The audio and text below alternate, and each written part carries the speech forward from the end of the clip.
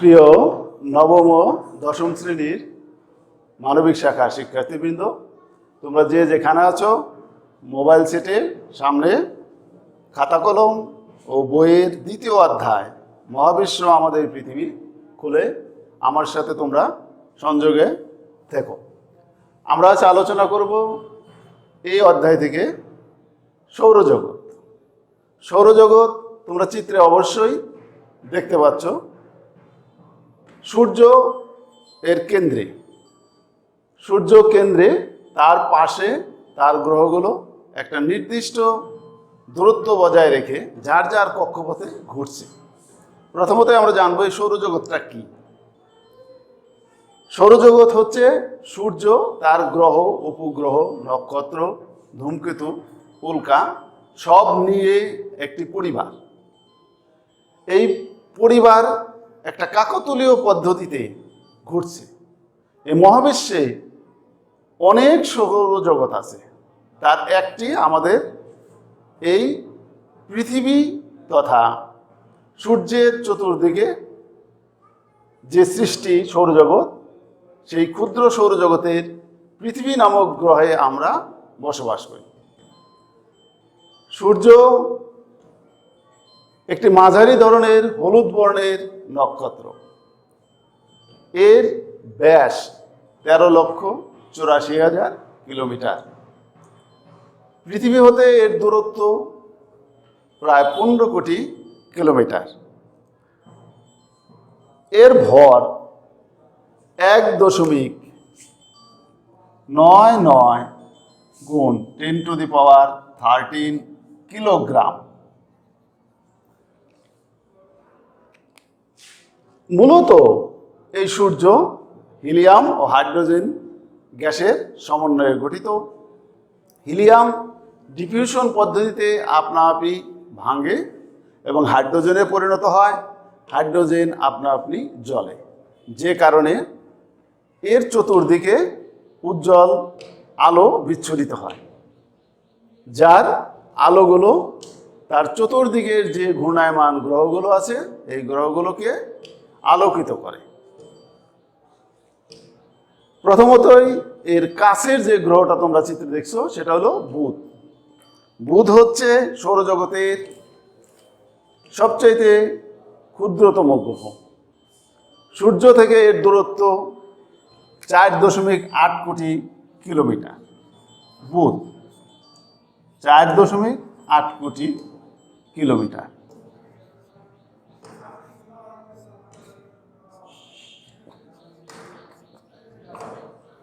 আয়তনে খুব ছোট, এমনকি সূর্যের খুব কাছাকাছি বিধায় তাপমাত্রা খুব বেশি, যে কারণে এই গ্রহে কোনো প্রাণীর বসবাস সম্ভব নয়। 5.8 কোটি কিলোমিটার। সূর্যের চতুর্দিকে এর ঘুরতে সময় লাগে 88 দিন। সুতরাং 88 দিনে বুধের 1 বছর। বুধের কোনো উপগ্রহ নাই। এখানে কোনো মানুষ বা অন্য কোনো প্রাণী বসবাস করাও সম্ভব নয়, কারণ এখানকার কোনো বায়ুমণ্ডল নেই। বায়ুমণ্ডলে না থাকার কারণে জীব বসবাসের জন্য যে অক্সিজেনের প্রয়োজন তা নেই। দ্বিতীয়, শুক্র। দূরত্ব অনুসারে সূর্যের থেকে দূরত্ব 10.8 কোটি কিলোমিটার। শুক্র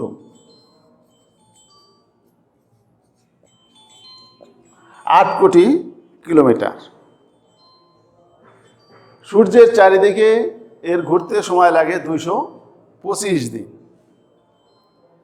225 দিনে সূর্যের আর শুক্রের 1 বছর। আমরা খালি চোখে এই শুক্রটাকে সকালে ভোরের দিকে পূর্ব আকাশে এবং সন্ধ্যার দিকে পশ্চিম আকাশে দেখতে পাই। এটাকে শুক তারা ও সন্ধ্যা তারা নামে অভিহিত করা হয়। এর আলো স্থির, অন্যান্য নক্ষত্রের মতো এই আলোটা মিটমিট করে জ্বলে না। যে কারণে নক্ষত্রের মতো দেখা গেলেও মূলত এটা একটি গ্রহ। এখানে বায়ুমণ্ডলের চাপ অত্যন্ত বেশি এবং বায়ুমণ্ডলের কার্বন ডাইঅক্সাইডের পরিমাণ অনেক বেশি, মানে প্রায় 99%। যে কারণে এই গ্রহ কোনো প্রাণীর অস্তিত্ব লক্ষ্য করা যায় না। এমনকি শুক্রেরও কোনো উপগ্রহ নেই। এরপরে আসো পৃথিবী। পৃথিবী আমাদের বসবাসের আবাসভূমি। এই পৃথিবীতে জীব বসবাসের জন্য উপযুক্ত যে পরিবেশের দরকার সেই পরিবেশটা বিরাজমান। সূর্যের থেকে এর দূরত্ব প্রায় 15 কোটি কিলোমিটার। সূর্যের থেকে এই পৃথিবীতে আলো আসতেও সময় লাগে 8 মিনিট 19 সেকেন্ড। এর ব্যাস 12,667 কিলোমিটার। এর একটি মাত্র উপগ্রহ আছে, যেটাকে বলা হয় চাঁদ বা চন্দ্র। চাঁদ, এই উপগ্রহটা সবসময় তার গ্রহকে অর্থাৎ পৃথিবীকে কেন্দ্র করে ঘুরে। সূর্যের চারিদিকে এর ঘুরে আসতে অর্থাৎ এই পৃথিবীর ঘুরে আসতে সময় লাগে 365 দিন 5 ঘন্টা 48 মিনিট 47 সেকেন্ড। আমরা 365 দিনেই সৌর বৎসর বা 1 বছর গণনা করি। 5 ঘন্টা 48 মিনিট যে 47 সেকেন্ড বা প্রায় 6 ঘন্টা হিসাব করে প্রতি 4 বছর পর পর অতিরিক্ত একদিন অর্থাৎ 24 ঘন্টায় একদিন গণনা করা হয়। এমনকি ওই সনের বছরটা 366 দিনে হয়, অর্থাৎ ওই বছরটাকে বলা হয় লিপ ইয়ার। পৃথিবীর পরের গ্রহটা হচ্ছে মঙ্গল।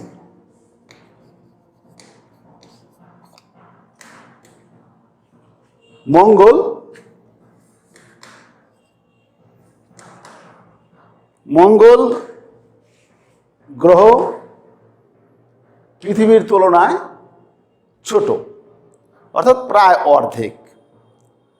মঙ্গলের যে ব্যাস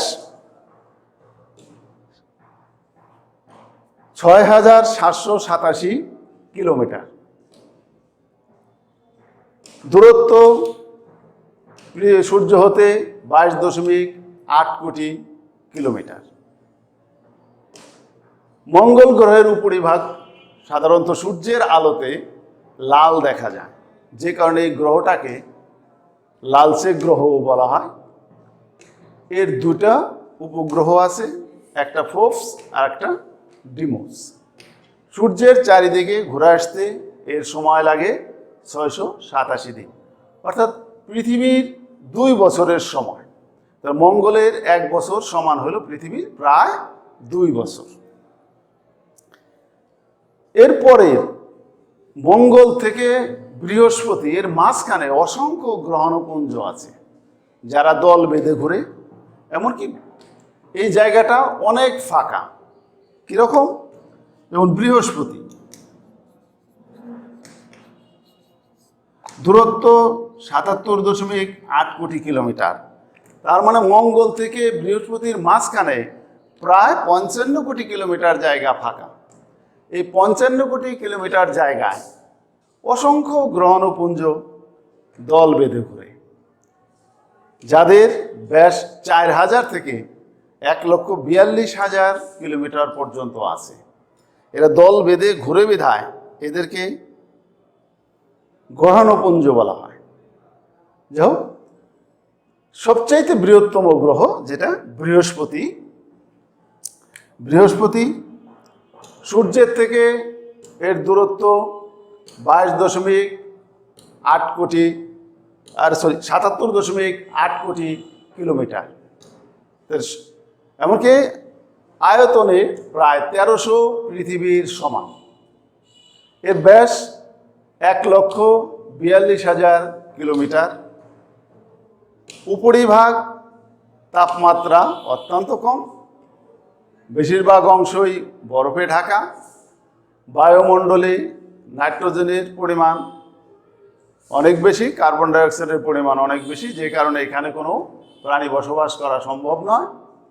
উপগ্রহের সংখ্যা সবচেয়ে বেশি, প্রায় ৬৭টি। সবচেয়ে বড় বিধায় এই বৃহস্পতিকে বলা হয় গ্রহরাজ, অর্থাৎ অন্যান্য সব গ্রহ মিলা যে আয়তন, এই বৃহস্পতির আয়তন প্রায় সমান। সূর্যের চারিদিকে এর ঘুরে আসতে ৪৩৩১ দিন লাগে, বছর হিসাবে প্রায় ১২ বছর। তাহলে ১২ বছরে সে সূর্যের চারিদিকে একবার পরিভ্রমণ করে। সৌরজগতের সবচাইতে আশ্চর্যজনক গ্রহ হলো শনি। অর্থাৎ এই শনি গ্রহের চতুর্দিকে আলোর বলয় আছে। আলোক বলয় খালি চোখেই দেখা যায়, এমনকি দেখে এই শনি গ্রহটাকে নিশ্চিত করা হয়। সূর্যের থেকে এর দূরত্ব ১৪৩ কোটি কিলোমিটার, এমনকি ব্যাস ১,২০,০০০ কিলোমিটার। এর ২২টি উপগ্রহ আছে। সূর্যের চারিদিকে এর ঘুরে আসতে ২৯.৫ বছর লাগে। ২৯.৫ বছর, অর্থাৎ অনেক দূরে সূর্যের থেকে সে অনেক দূরে, ১৪৩ কোটি কিলোমিটার দূরে। এই শনির গ্রহেও হাইড্রোজেন ও হিলিয়ামে পূর্ণ। সুতরাং এখানেও অনেক দূরে বিধায় তাপমাত্রা খুবই কম পৌঁছায় সূর্যে, যে কারণে এখানে কোনো প্রাণী বসবাসের উপযোগী নয়। এরপরে তৃতীয় বৃহত্তম গ্রহ ইউরেনাস। সূর্যের থেকেও এর দূরত্ব ২৮৭ কোটি কিলোমিটার। হালকা গ্যাসে পূর্ণ, এর ৫টি উপগ্রহ আছে। সূর্যের চারিদিকে এর ঘুরতে সময় লাগে প্রায় ৮৪ বৎসর, অর্থাৎ অনেক দূরে। এমনকি এই গ্রহটাকে খালি চোখে দেখা যায় না, দূরবীক্ষণ যন্ত্রের মাধ্যমে দেখতে হয়, লক্ষ্য করতে হয়। শনি গ্রহের মতো ইউরেনাসও বর্তমানে আলোক বলয়ে আবিষ্কৃত হয়েছে এবং শনির মতো অতটা উজ্জ্বল নয়। এর উপগ্রহ আছে, এর উপগ্রহ ২৭টি। এমনকি সৌরজগতের শেষ যে গ্রহটা সেটা হলো নেপচুন।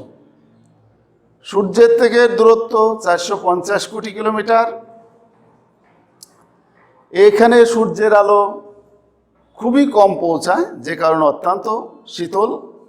এর ব্যাস ৪৮,৪০০ কিলোমিটার। আয়তনে প্রায় ৭২টা পৃথিবীর সমান, এমনকি ১৭টি পৃথিবীর ভরের সমান।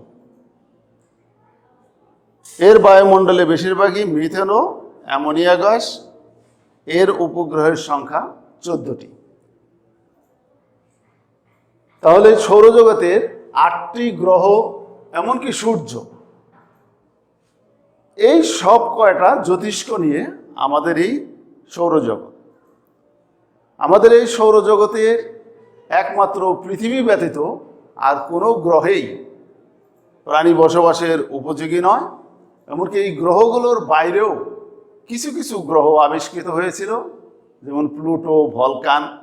সেগুলো বর্তমানে এত দূরে বিধায় এই সৌরজগৎ থেকে সেগুলোকে বাদ দেওয়া হয়েছে। মোটামুটিভাবে সৌরজগতের সংক্ষিপ্ত এই বিবরণটুকু তোমরা এই অধ্যায় পাঠ শেষে জানতে পারবে, শিখতে পারবে, বলতে পারবে। একটি সৌরজগতের চিত্র বাড়িতে তোমরা অঙ্কন করো নিজেরা, এমনকি দূরত্ব অনুসারে, উপগ্রহ অনুসারে, কোন গ্রহের কি বৈশিষ্ট্য অনুসারে একটি চার্ট তৈরি করবে। এই পর্যন্ত এই অধ্যায়ে। তোমরা ভালো থেকো।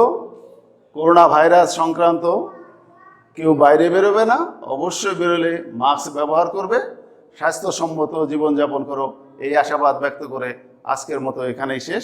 ধন্যবাদ সবাইকে।